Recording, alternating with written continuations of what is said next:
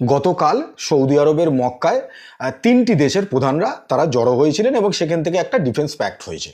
একদিকে তার্কির president Erdogan, পাকিস্তানের প্রধানমন্ত্রী শেহবাজ শরীফ এবং সৌদির ক্রাউন প্রিন্স মোহাম্মদ বিন সালমান, এরা তিনজন মিলে মক্কায় যে ডিফেন্স প্যাক্টটা করেছে সেটাকে নাম দেওয়া হয়েছে মক্কা জয়েন্ট ডিফেন্স এগ্রিমেন্ট। এবারে এইখানে এই এগ্রিমেন্টের পরে কিন্তু এই তিন দেশ যেটা ঘোষণা করে যে কোনো একজনের ওপরে যদি হামলা হয় সেটা কিন্তু এই তিনজনের ওপরেই হামলা হয়েছে এটা ধরে নিয়ে তারা রিয়্যাক্ট করবে। এবারে এখানে একটা জিনিস বলে রাখি যে এখানেও কিন্তু আসিফ মুনির তিনি কিন্তু শাহবাজ শরীফকে একা ছাড়েননি, যদিও এই মিটিংয়ে ছিলেন কিনা সেটা জানা যায়নি, কিন্তু মক্কায় তিনি পৌঁছেছিলেন শাহবাজ শরীফের সঙ্গে, এখানেও শাহবাজ শরীফকে একা ছাড়েনি। যাই হোক, এবারে এই যে ডিফেন্স প্যাক্টটা হলো যেটা নিয়ে নানান রকম আলোচনা চলছে, সেখান থেকে যে ভারতের ওপরে এর কি এফেক্ট আসবে, কিন্তু তার থেকেও বড় কথা আমার যেটা মনে হয়েছে এই ডিফেন্স প্যাক্টটা দেখে যে সৌদি আরব আসলে তার্কি এবং পাকিস্তানকে মুরগি বানিয়ে দিল। এবারে যেহেতু পাকিস্তানের এখানে একটা ক্রুশিয়াল রোল থাকবে বলেই আমার মনে হয়, সেইখান থেকে ভারতের ওপরে কিভাবে এর ইম্প্যাক্ট আসবে সেইটাও কিন্তু আমরা বুঝবো আজকের ভিডিওতে।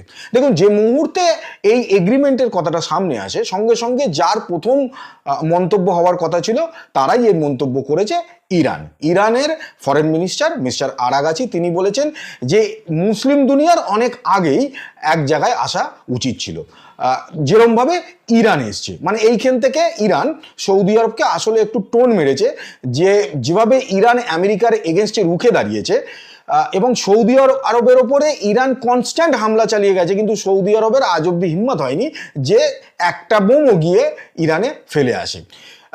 যদিও সৌদি আরবের সাথে কিন্তু আমেরিকা রয়েছে, ফলে সৌদি আরবের অনেক আগে থেকেই উচিত ছিল স্বনির্ভর হওয়া, তাহলে এই ঘটনা ঘটতো না। এইটা বলার পরেই কিন্তু আরাগাচি তিনি এটাও বলেছেন যে তার্কি এবং পাকিস্তান তারা দুজন মিলেই কিন্তু কোনো অবস্থায় সৌদিকে সিকিউরিটি দিতে পারবে না, এই অবধি কিন্তু ঠিকঠাক আছে। এইবারে আসি যে কেন এই ঘটনার মধ্যে দিয়ে সৌদি আরব আসলে পাকিস্তান এবং তার্কিকে মুরগি বানিয়ে দিয়েছে।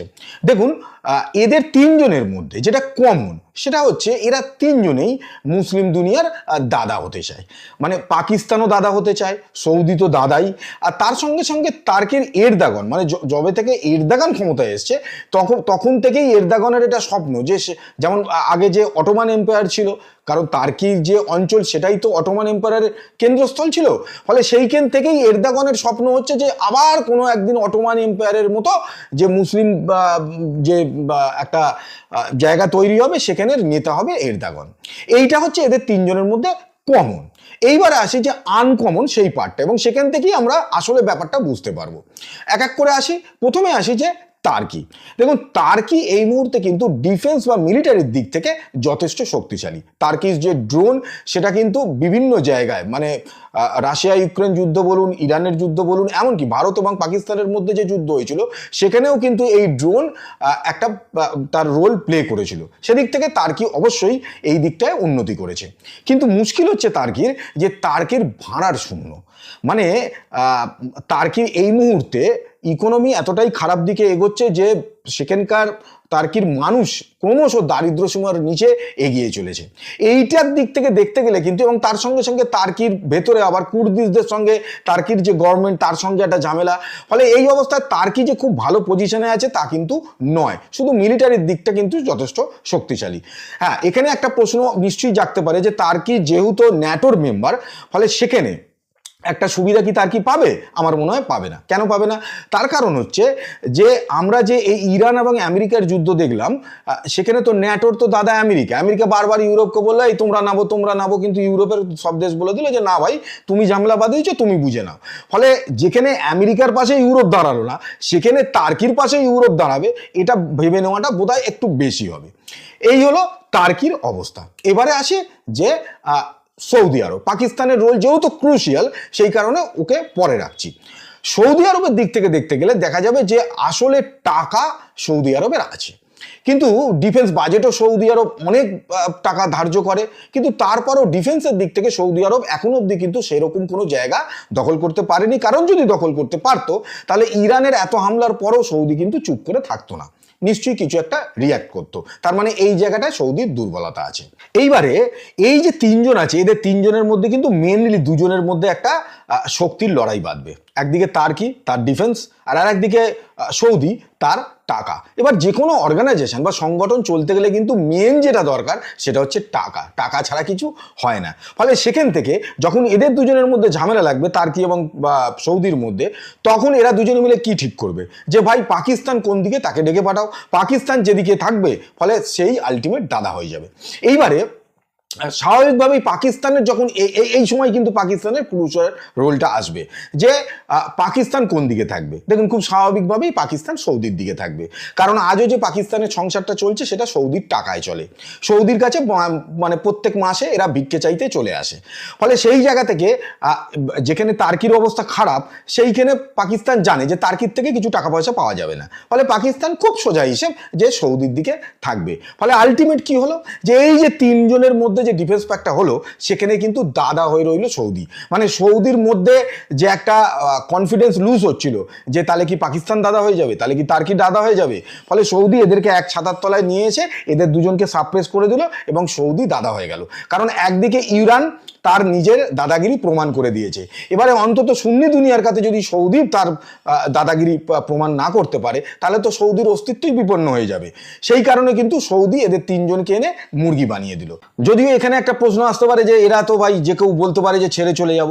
দেখুন এদের পক্ষে এরা যতটা হাউচাউ করে এই এগ্রিমেন্টটা করেছে, সেখানে এদের পক্ষে আর কিন্তু এখান থেকে বেরিয়ে আসা সম্ভব নয়। কারণ এখান থেকেই নাকি ইসলামিক ন্যাটো তৈরি হবে, এরকম একটা আভাস পাওয়া যাচ্ছে।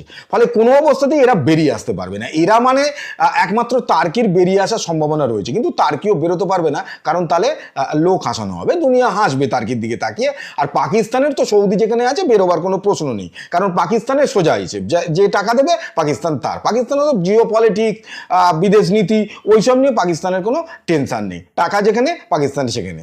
আর সবচেয়ে বড় কথা হচ্ছে সেটা ভিক্ষে হতে হবে, লোন ফোন নয়, ভিক্ষে হতে হবে যাতে সেটা আর ফেরত দিতে না হয়। পাকিস্তানের রোল হচ্ছে এইটুকু। এইবারে আসি যে ভারতের ওপরে এর কি ইম্প্যাক্ট। দেখুন ভারতের ওপরে এর কোনো ইম্প্যাক্ট হবে না বলেই আমার মনে হয়।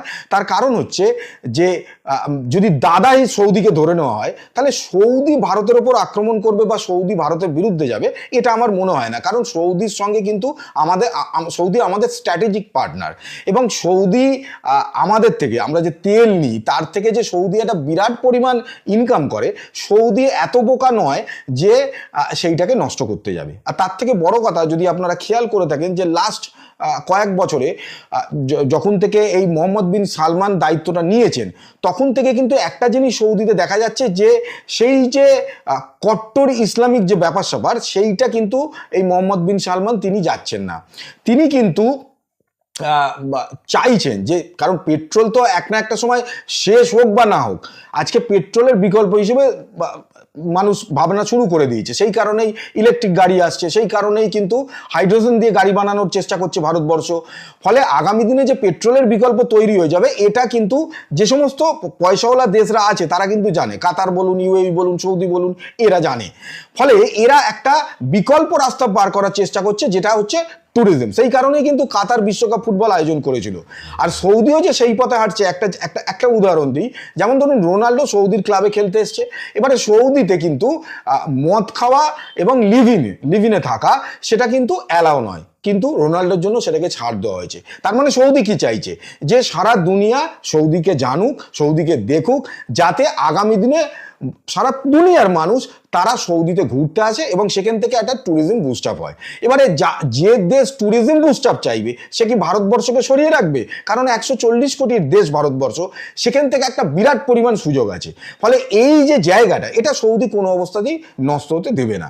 এবারে সৌদি যদি ভারতের সঙ্গে সম্পর্ক নষ্ট হতে না দেয়, তাহলে কিন্তু তার্কি বা পাকিস্তানের হিম্মত নেই যে ভারতের সঙ্গে কিছু করে। হ্যাঁ, একটা জিনিস পাকিস্তান করতে পারে, যেটা পাকিস্তান বারে বারে করে, যে ওই দুটো জঙ্গি পাঠিয়ে দেওয়া, সেখান থেকে আমাদেরকে আক্রান্ত করা।